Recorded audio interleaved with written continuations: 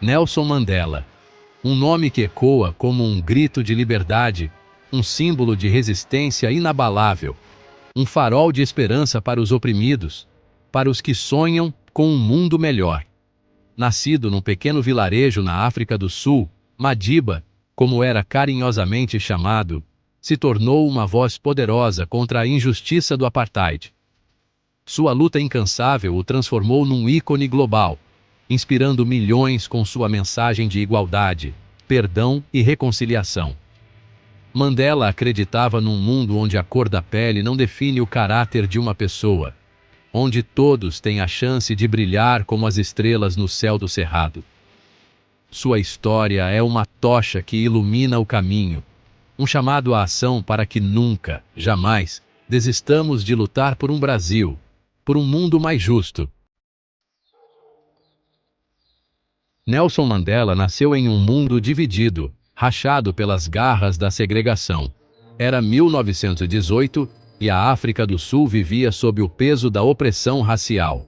Em Mvezo, um pequeno vilarejo onde o ritmo de vida seguia o compasso da natureza, Mandela passou seus primeiros anos imerso na rica cultura Xhosa.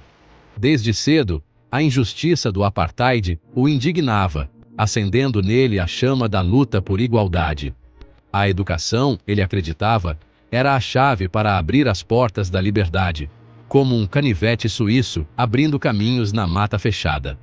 Depois de seus estudos básicos, Mandela foi para a Universidade de Fort Hare, um celeiro de mentes brilhantes.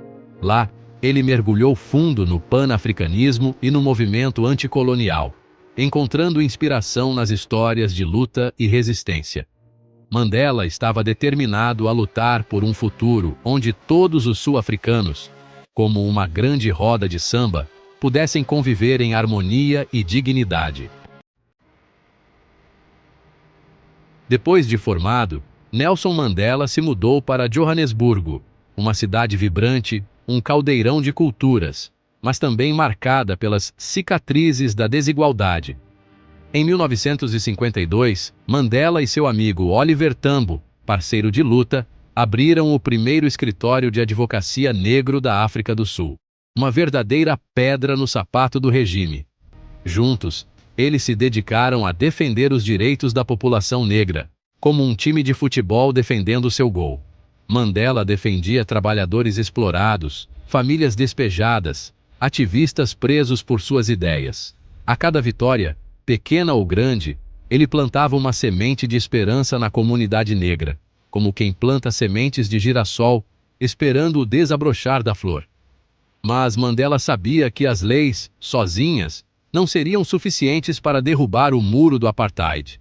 Uma mudança mais profunda era necessária, e Mandela estava pronto para atender a esse chamado. A violência do regime segregacionista crescia a cada dia, como uma bola de neve descendo a montanha.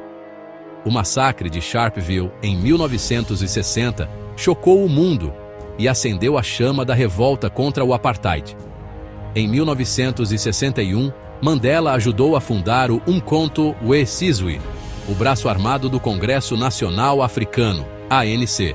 O objetivo era claro: sabotar instalações do governo, como um jogador de capoeira usando a ginga para se esquivar dos golpes, evitando ao máximo o derramamento de sangue. Disfarçado, Mandela viajava ao país organizando a resistência, como um maestro regendo uma orquestra. A cada ação bem-sucedida, a esperança renascia nos guetos e vilarejos. Em 1964, Mandela e outros líderes do ANC foram presos. Condenados à prisão perpétua, eles se tornaram, sem saber, símbolos da luta contra o apartheid. A prisão se tornaria o palco onde Mandela se consagraria como um ícone global. A Ilha Robben, isolada e fria, tornou-se o novo lar de Nelson Mandela. Anos de isolamento, trabalho forçado e humilhações constantes. Mas mesmo atrás das grades, o espírito de Mandela permaneceu forte, como uma árvore resistindo à tempestade. Enquanto o mundo clamava por sua libertação, Mandela transformou sua cela em uma sala de aula, um espaço de aprendizado e reflexão. A comunicação com o mundo exterior era limitada, mas sua mensagem de resistência ecoava além dos muros da prisão como o som de um berimbau na capoeira. Em 1990, após 27 anos de cárcere, Mandela foi finalmente libertado.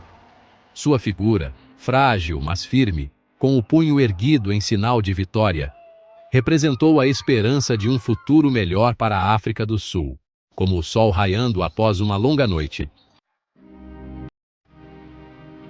A África do Sul explodiu em festa, celebrando a liberdade conquistada a duras penas.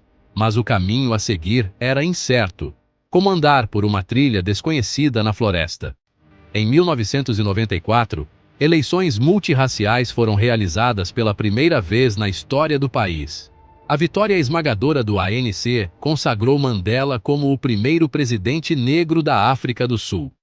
Compreendendo que construir uma nova nação exigia mais que justiça, Mandela se dedicou a promover a reconciliação entre brancos e negros, como costurar um tecido com diferentes cores e texturas. A Comissão da Verdade e Reconciliação ofereceu anistia aos perpetradores de crimes do apartheid em troca da verdade. Mandela, com sua capacidade extraordinária de perdoar, liderou pelo exemplo. Sob sua liderança, a África do Sul iniciou uma nova era, como uma festa de carnaval após um longo jejum. Nelson Mandela faleceu em 2013, aos 95 anos, deixando um legado inabalável, como as raízes profundas de uma árvore secular. Sua luta incansável contra a opressão, sua mensagem de perdão e sua dedicação à justiça e à igualdade inspiram pessoas no mundo todo até hoje. Mandela nos ensinou que a liberdade não é um presente, mas um direito conquistado com luta, suor e perseverança.